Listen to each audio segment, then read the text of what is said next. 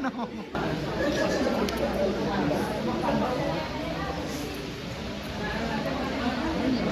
Kasi yung tagay-tagay sa namin. Nasa na pa ang ano. Burak na pala.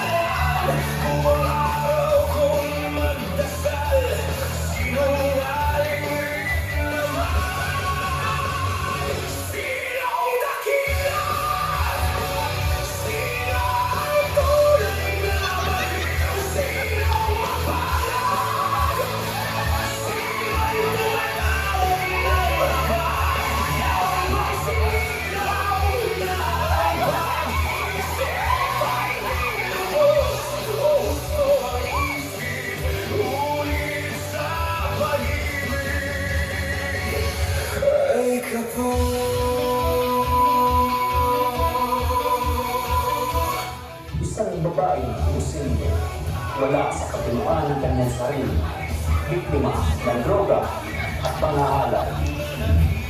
Siya ba talaga ang mali o kayo?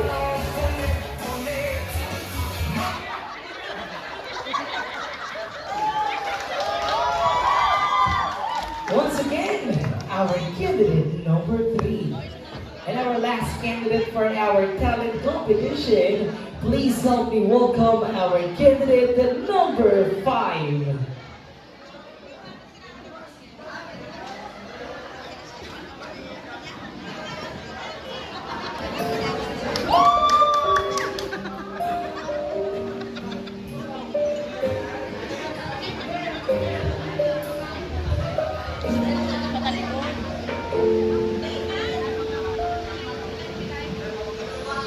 May gusto ka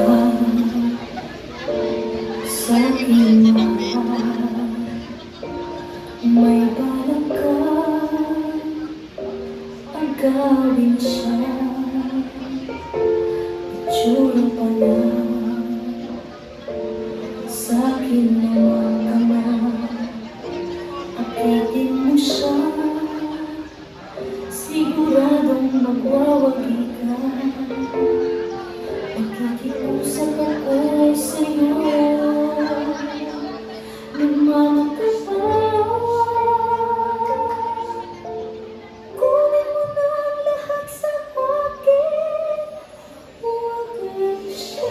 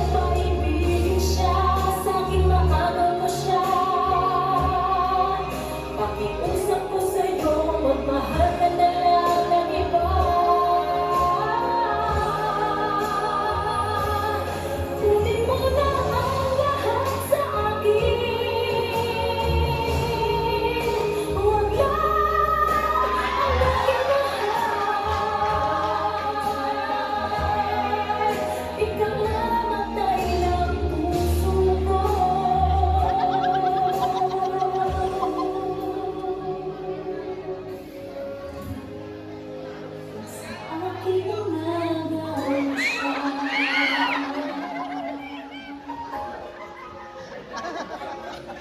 Kunin mo na ang lahat sa akin.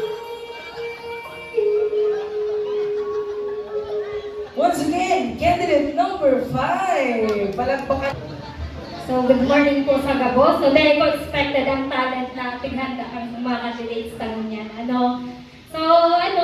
So this is my fourth time na mag-attending summer team building dito sa, sa Better Home. So, masasabi ko na every year man talagang tigahanda kang kumpanya, So, dati, way back 2023, kang ako nag-start dito sa Better Home, So, dati, pa lang kami digdi, kumbaga, more or less 25 employees.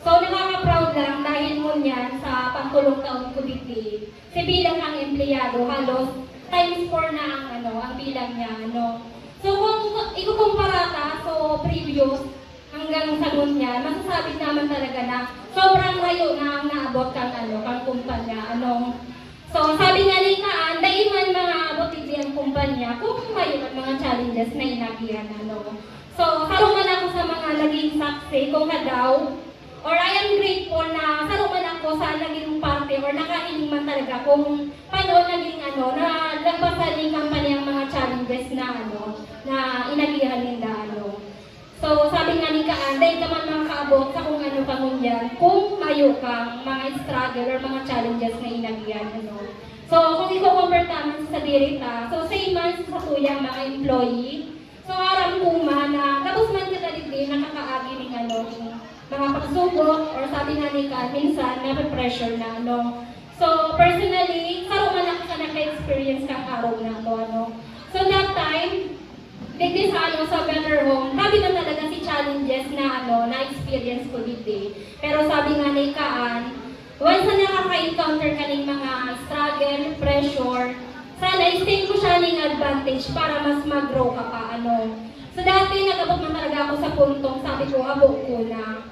Kumbaga, sabi ko, napapagal na ako dahil ko na talaga kaya. Pero despite kang mga pressure na to, mas lamang man gira-ray isip ko na sabi ko, kaya ko ni itatry ko, gigipon ko ang best ko, kaaram ko, dahil maninita tao sa kuya, kung dahil ko ayan, kung dahil ko kaya, So, lang, simple advice lang sa mga pag-iriba ko digdi.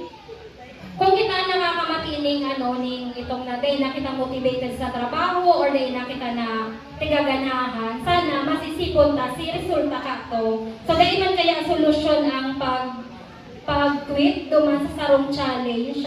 So instead, ibuon mo siya ng stepping stone para mas mag-grow ka, So ako dati, kumbaga grateful man maraya ako sa Better Home dati, dahil ko man kaya magkaramig sa inutan. Pero ngunyan, dahil sa kumpanya, natabangan ako mag-grow as a person, Kaya, thank you so much, Better Home. Thank you so much, Bossing, minong mo kami bilang sarong leader. So, sabi nga ni Kaan, ang posisyon na uwa kita ngunyan, na lang yan, reward or bonus, Ang pinaka-importante sa Gabo, si learning or si knowledge na nakukuha ata, despite ng mga challenges na inagiyan ta, So, dahil ko na po papahalo yun pa, I think ready na po ang mga candidates.